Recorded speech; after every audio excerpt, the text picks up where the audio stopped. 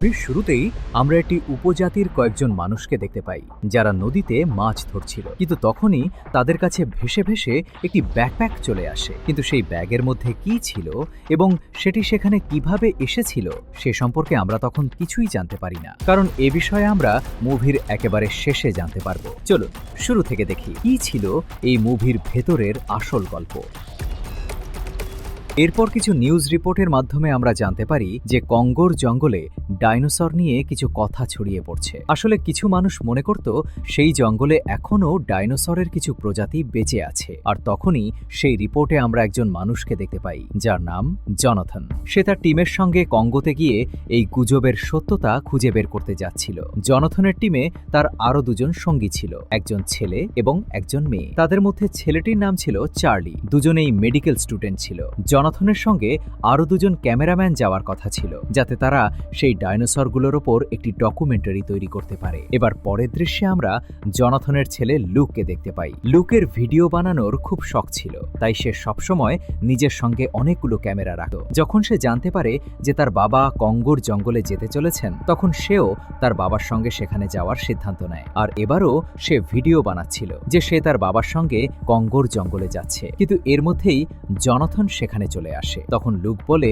সেও এই যাত্রায় তাদের সঙ্গে যাবে। জনাথন তখন বলে, তুমি আমাদের সঙ্গে অবশ্যই কঙ্গো যাবে, কিন্তু আমাদের সঙ্গে জঙ্গলে যাবে না, বরং আমাদের এক আত্মীয়ের কাছে থাকবে যিনি সেখানেই থাকেন। এরপর দৃশ্য বদলে বিমানবন্দরে চলে আসে, যেখানে সবাই কঙ্গোর ফ্লাইট ধরতে যাচ্ছিল। এরপর খুব শিগগিরই তারা সবাই কঙ্গোতে পৌঁছে যায়। সেখানে লুক আবারও তার বাবাকে তাদের সঙ্গে যাওয়ার জন্য বলে, কিন্তু তার বাবা জনাথন আবারও তাকে নিষেধ করে। যেহেতু তাদের আত্মীয় সন্ধ্যায় লুককে নিতে আসার কথা ছিল, তাই জনাথন তাকে একটি হোটেলে রেখে নিজে জঙ্গলের উদ্দেশ্যে রওনা হয়ে যায়। পরের দৃশ্যে আমরা দেখি জঙ্গলে যাওয়ার জন্য তারা সেখানে একটি হেলিকপ্টার ডেকে আনে। যেহেতু জনাথন এবং তার টিম এর আগে কখনো এখানে আসেনি, তাই তারা একজন নারী ইকোলজিস্টকে তাদের সঙ্গে নেয়, যাতে সে তাদের পথ দেখাতে পারে। এরপর তারা তাদের যাত্রা শুরু করে। যাত্রার সময় জনাথন সবাইকে ডাইনোসর সম্পর্কে তথ্য দিতে থাকে, আর তখনই আমরা জনাথনের ছেলে লুককে দেখতে পাই, যে তার বাবার কাছ থেকে লুকিয়ে সেই হেলিকপ্টারে উঠে পড়েছিল এবং সেখানে বসেই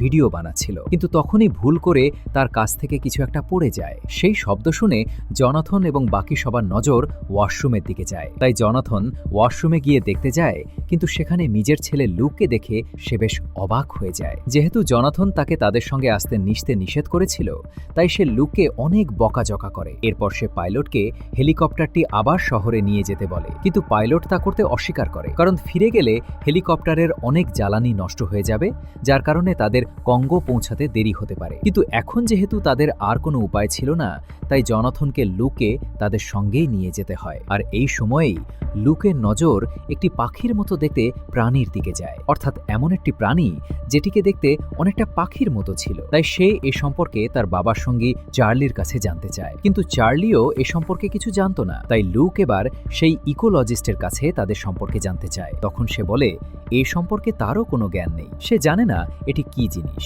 আসলে এই পাখির মতো প্রাণীগুলো ছিল টেরোসর, অর্থাৎ উড়তে পারা ডাইনোসর। আর তখন এই টেরোসর ডাইনোসরগুলো তাদের হেলিকপ্টারের সঙ্গে ধাক্কা খায়। এর ফলে হেলিকপ্টারের ভারসাম্য নষ্ট হয়ে যায় এবং সেটি নিচে পড়ে যায়, যার কারণে সব মানুষ কিছু সময়ের জন্য অজ্ঞান হয়ে যায়। সবাই নদীর দিকে এগিয়ে যেতে শুরু করে।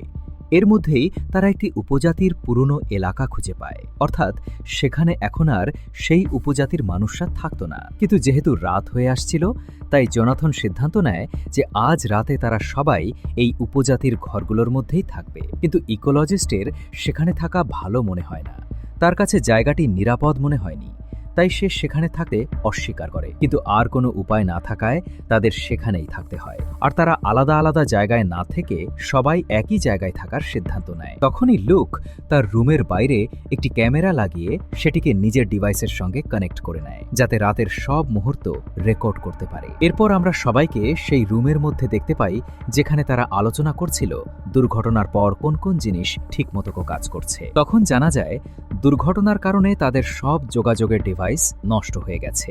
তাদের কাছে শুধু একটি স্যাটেলাইট ফোন আছে, কিন্তু সেটিও ক্ষতিগ্রস্ত এবং ভালো অবস্থায় নেই। যেহেতু লুক প্রযুক্তি সম্পর্কে কিছুটা জানত, তাই ফোনটি ঠিক করার জন্য সেটি লুকের কাছেই দেওয়া হয়। এরপর রাতে যখন সবাই ঘুমিয়েছিল, তখন তারা বাইরে থেকে কোনো কিছুর শব্দ শুনতে পায়। এর কারণে ক্যামেরাম্যানের ঘুম ভেঙে যায় এবং সে সঙ্গে সঙ্গে লুককেও জাগিয়ে দেয়। এরপর লুক বাইরে লাগানো ক্যামেরার মাধ্যমে দেখতে পায় যে সেখানে অনেকগুলো পেরোসর রয়েছে। তখনই বাকি সবারও ঘুম ভেঙে যায় এবং পেরোসরগুলো দেখে তারাও বেশ ভয় পেয়ে যায়। কিন্তু তখন একটি পেরোসর তাদের ঘরের ছাদ ভেঙে ভেতরে ঢুকে পড়ে। এটি দেখে তারা আরও বেশি আতঙ্কিত হয়ে যায়। সেই পেরোসর থেকে বাঁচতে সবাই ঘর থেকে বাইরে দৌড়ে বেরিয়ে আসে, কিন্তু ঘর থেকে বের হতেই সেখানে থাকা বাকি পেরোসরগুলো তাদের পেছনে ছুটতে শুরু করে। এসব দেখে ইকোলজিস্ট তাদের নদীর দিকে যেতে বলে। তার কথা শুনে তারা কোনোভাবে নদীর কাছে পৌঁছে যায়। নদীর কাছে তারা কয়েকটি নৌকা দেখতে পায় এবং দ্রুত সেগুলোতে উঠে নদীর একেবারে মাঝখানে চলে যায়। কিন্তু এর মধ্যেই দুর্ভাগ্যবশত জনাথনের নারী সঙ্গীকে একটি পেটেরোসর মেরে ফেলে। তবে তারা কোনোভাবে সেই পেটেরোসরগুলোর হাত থেকে বেঁচে যায়, কারণ এই পেটেরোসরগুলো উঠতে পারত না। পরের দিন আমরা দেখি সেই ঘটনার পর জনাথন সিদ্ধান্ত নেয় যে সে এই যাত্রা এখানেই শেষ করে সবার সঙ্গে বাড়ি ফিরে যাবে। কিন্তু তার সঙ্গী চার্লি তার এই সিদ্ধান্তের সঙ্গে একমত হয় না। সে বলে তার এই সিদ্ধান্ত একদমই ঠিক নয়, কারণ এখনই তাদের কাছে সুযোগ আছে এখানে থেকে সেই ডাইনোসরগুলো সম্পর্কে আরও জানার। এ নিয়ে জনাথন এবং চার্লির মধ্যে তর্ক শুরু হয়, কিন্তু তখনই হঠাৎ তাদের নৌকা কোনো কিছুর সঙ্গে ধাক্কা খায়। ধাক্কার কারণে তাদের নৌকার ভারসাম্য নষ্ট হয়ে যায়, আর এই দৃশ্যের সঙ্গেই স্ক্রিন ব্ল্যাক আউট হয়ে যায়। এর পরপরই আমরা দেখি তারা সবাই এখন তীরে চলে এসেছে, কিন্তু ধাক্কার কারণে তাদের একটি নৌকা পুরোপুরি ক্ষতিগ্রস্ত হয়ে গিয়েছিল, তবে অন্য নৌকাটি তেমন বেশি ক্ষতিগ্রস্ত হয়নি। তাই সবাই মিলে সেটি মেরামত করতে থাকে। এরপর ক্যামেরাম্যান জনাথনকে সেই ধাক্কার বিষয়ে জিজ্ঞেস করতে থাকে। শেষ পর্যন্ত সেই জিনিসটি কি ছিল যেটি তাদের নৌকাগুলোকে এতটা ক্ষতিগ্রস্ত করেছিল? তখন জনাথন বলে, কিছুই না, ওগুলো শুধু কয়েকটি পাথর ছিল। এরপর আবার রাত হয়ে যায়। তারা আগুন জ্বালিয়ে বসে কথা বলছিল। তখন ইকোলজিস্ট তাদের জানায় যে কিছু সময় আগে কিছু গ্রামবাসীকে একটি রহস্যময় প্রাণী একটি গেটওয়ের কাছে তুলে নিয়ে যেত। এরপর কিছু মানুষ সেই গেটওয়ের রহস্য জানার জন্য সেখানে গিয়েছিল, কিন্তু সেখানে যাওয়ার পর কেউই আর ফিরে আসেনি। আর তখনই ঝোপের ভেতর থেকে একটি বাচ্চা ডাইনোসর বেরিয়ে আসে। এই বাচ্চা ডাইনোসরটি ছিল ডিলোফোসারাস। তাকে দেখে সবাই বুঝতে পারে যে সেই গুজবগুলো একদম সত্যি ছিল, অর্থাৎ ডাইনোসর এখনও এই পৃথিবীতে পাওয়া যায়। বাচ্চা ডাইনোসরটিকে দেখে লুক তাকে কিছু ক্যান্ডি দেয়। এরপর কিছু সময় পর সেই বাচ্চা ডাইনোসর এবং তার সঙ্গীরা সেখান থেকে নদীতে চলে যায়। যেহেতু লুক সেই বাচ্চা ডাইনোসরের গলায় ক্যামেরা লাগিয়ে দিয়েছিল, তাই ডাইনোসরটি যেখানে যেখানে যাচ্ছিল লুকও সেগুলো তার ক্যামেরায় দেখতে পাচ্ছিল। এ সময় লুক দেখতে পায় যে বাচ্চা ডাইনোসরটি একটি গুহার মধ্যে ঢুকে গেছে। আসলে পানির মধ্যে একটি গুহা ছিল। গুহার ভেতরে যাওয়ার কারণে সিগন্যাল দুর্বল হয়ে যায় এবং স্ক্রিন ব্ল্যাক হয়ে যায়, তাই লুক আর কিছু দেখতে পায় না। এরপর কিছু সময় পর যখন আবার সিগন্যাল ফিরে আসে, তখন লুক দেখতে পায় যে বাচ্চা ডাইনোসরটি সেই গুহা দিয়ে কোথাও চলে যাচ্ছে। এখানে আমরা জানতে পারি যে আগের রাতে সেই ইকোলজিস্ট এই গুহার বিষয়েও তাদের জানিয়েছিল। এরপর আরও কিছু দূর যাওয়ার পর বাচ্চা ডাইনোসরটির গলা থেকে সেই ক্যামেরাটি খুলে নিচে পড়ে যায়, কিন্তু তখনই আমরা দেখতে পাই সেখানে বাচ্চা ডাইনোসরটির সঙ্গে আরও একটি ডাইনোসরও রয়েছে, কিন্তু ক্যামেরাটি নিচে পড়ে যাওয়ার কারণে তারা সেটিকে ঠিকমতো দেখতে পারে না। যেহেতু চার্লিও লুকের সঙ্গে এসব দেখছিল, তাই সে লুককে বলে, এসব বিষয়ে তুমি তোমার বাবা জনাথনকে কিছুই বলবে না, কারণ জনাথন যদি এসবের কথা জানতে পারে তাহলে সে এই যাত্রা কখনোই আর এগিয়ে নিয়ে যাবে না। এরপর তারা নৌকায় উঠে আবার তাদের যাত্রা শুরু করে, কিন্তু কিছুক্ষণ পর পানির তীব্র স্রোতের কারণে তাদের নৌকাগুলো আবার ভারসাম্য হারিয়ে ফেলে। এর ফলে লুক এবং চার্লির নৌকাটি অন্য একটি দিকে চলে যায়। তারা যেদিকে যাচ্ছিল সেটিই আসলে সেই জায়গা যার কথা ইকোলজিস্ট তাদের বলেছিল, অর্থাৎ এটিই ছিল সেই গেটওয়ে যেখান থেকে গ্রামবাসীদের সেই রহস্যময় প্রাণী তুলে নিয়ে যেত। তাই এখন তারা সেই গেটওয়ের মধ্য দিয়ে সামনে এগিয়ে যায়, কিন্তু কিছু দূর যাওয়ার পরই জনাথন তাদের কাছে পৌঁছে যায়। এরপর তারা যখন তীরে যাওয়ার জন্য সেখান থেকে সামনে এগিয়ে যাচ্ছিল, তখন একটি ডাইনোসর পানির ভেতর থেকে বেরিয়ে আসে, কিন্তু সেই সময় সেটি আক্রমণাত্মক ছিল না। তাই ক্যামেরাম্যান তাদের ভিডিও করার জন্য, আর এখানে লুক ভাগ্যক্রমে সেই ফোনটি ঠিক করে ফেলে। কিছুক্ষণ পর চার্লিও সেখানে ফিরে আসে। সে লুককে বলে সে সেই গেটওয়েটি খুঁজে পেয়েছে। এটি শুনে লুকও তার সঙ্গে সেই গেটওয়ের দিকে এগিয়ে যেতে থাকে। সেখানে পৌঁছানোর পর লুক ও চার্লিকে বলে যে সে স্যাটেলাইট ফোনটি ঠিক করে ফেলেছে। ফোন ঠিক হওয়ার কথা শুনে চার্লি লুকের কাছ থেকে ফোনটি কেড়ে নেয় এবং তাকে সেই গেটওয়ের মধ্যে ধাক্কা দিয়ে ফেলে দেয়। এর ফলে লুক সোজা গিয়ে পানিতে পড়ে যায়। পানির উপর উঠে আসার পর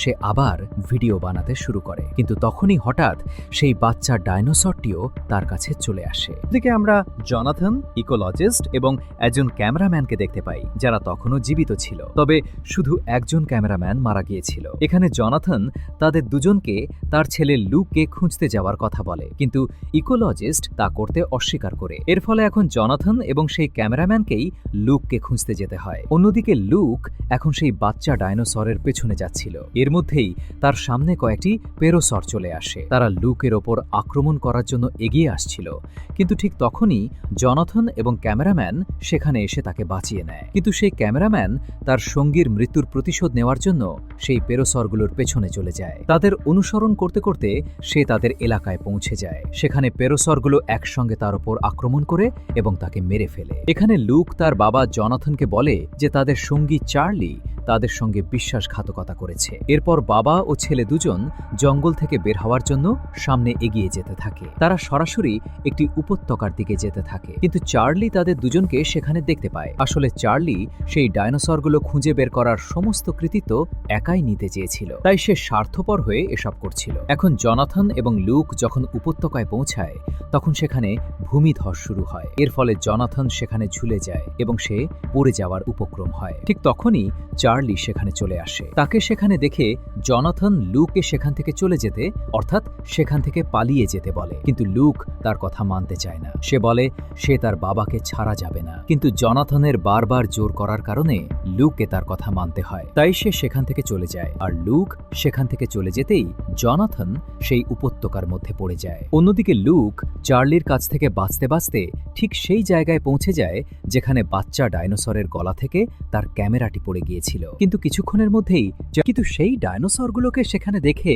লুক অনেক ভয় পেয়ে যায়। তাই সে সেখান থেকে দৌড়াতে শুরু করে, আর সেখান থেকে পালানোর সময় লুক এমন একটি জিনিস খুঁজে পায় যার কারণে তারা এই যাত্রা শুরু করেছিল। আসলে সে ডাইনোসরদের একটি পুরো এলাকা খুঁজে পেয়েছিল। সেটি দেখে লুক অনেক অবাক হয়ে যায়। তাই সে সেই সব কিছুর ভিডিও করতে শুরু করে। এর মধ্যেই আমরা জানতে পারি যে তাদের স্যাটেলাইট ফোন আবার নষ্ট হয়ে গেছে, আর সেটি এতটাই ক্ষতিগ্রস্ত হয়েছিল যে লুক আর সেটি ঠিক করতে পারছিল না, যার কারণে সে ফোন করে কাউকেই এই ডাইনোসরদের এলাকার কথা জানাতে পারছিল না। কিন্তু লুক এবার তার ব্যাকআপ প্ল্যান ব্যবহার করে। সে সব ডাইনোসরের ভিডিও করে, সেগুলো একটি হার্ড ড্রাইভে রেখে ওয়াটারপ্রুফ ব্যাগের মধ্যে বন্ধ করে দেয়। এরপর নিজের ব্যাকপ্যাকটি নদীর মধ্যে ফেলে দেয়, যাতে ব্যাগটি ভেসে বাইরের এলাকায় পৌঁছে যায় এবং মানুষ এই ডাইনোসরদের সম্পর্কে জানতে পারে। অর্থাৎ এটিই সেই ব্যাকপ্যাক যেটি আমরা মুভির শুরুতে দেখেছিলাম এবং যেটি ভেসে কিছু জেলদের কাছে পৌঁছেছিল।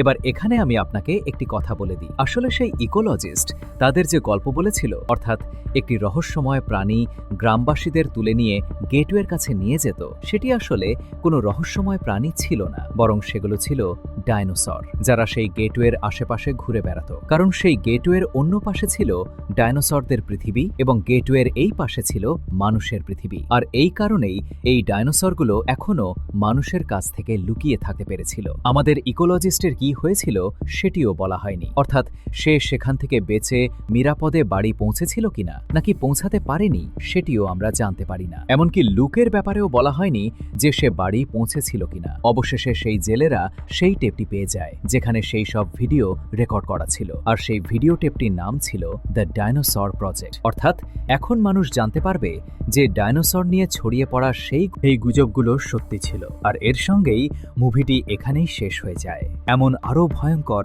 রহস্যে ভরা মুভির এক্সপ্লেনেশন দেখতে চাইলে চ্যানেলটা সাবস্ক্রাইব করে পাশে থাকুন। দেখা হবে পরের ভিডিওতে। ততক্ষণ পর্যন্ত ভালো থাকবেন।